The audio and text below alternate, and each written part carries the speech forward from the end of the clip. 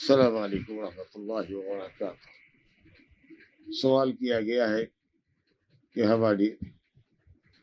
Aunty کی بچی کا نکاح 4 سال قبل کسی ایسے شخص سے ہوا جو شراب بھی پیتا تھا،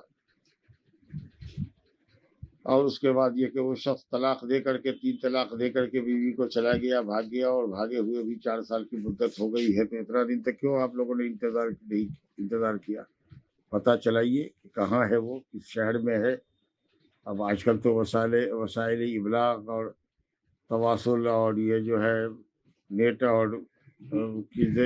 کا زمانہ ہے، اور اس کے فون سے بھی آپ اس کا لوکیشن آپ جانچ سکتے ہیں۔ اگر آپ سے نہیں ہوتا ہے تو یہ معاملہ آپ عدالت میں لے جائیے، یہ فتویٰ مفتی کے یہاں کا نہیں ہے، یہ عدالت ڈیسیزن کرے گی کہ اس کے ساتھ کیا کیا جائے۔ جس دن سے آپ کیس دائر کیجیے گا، اب تو بہت دیر آپ نے کر لی ہے، کیس دائر کیجیے،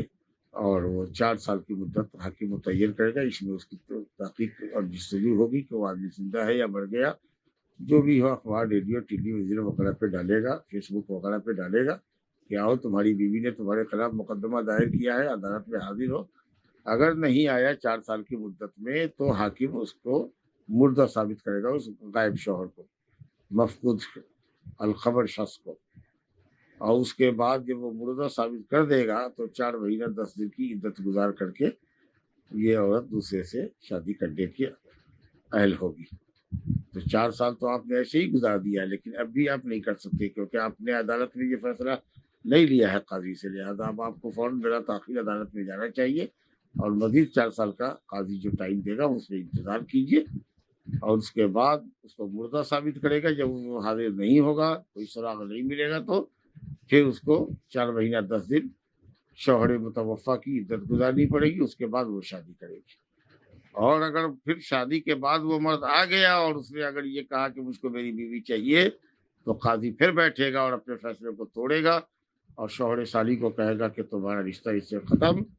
تو اس کو طلاق دو، عدت گزارے گی، اور پھر شوہر اول سے کے نکاح میں چلی جائے گی۔ تو یہ سب ہے پرکریا لمبی مفقود الخبر شخص کی۔ یہ امام مالک کے فتوے کے مطابق، حضرت عمر بن خطاب رضی اللہ عنہ کے فتوے کے مطابق یہ بات کہی جا رہی ہے، ورنہ حناف کے یہاں تو مسئلہ دوسرا ہے کہ 80 سال، 90 سال، 100 سال، اتنے سال جتنے سال عام طریقے سے آدمی جیتا ہے یا اس کے ہم عمر لوگ جیتے ہیں، اتنی مدت انتظار کرے گی۔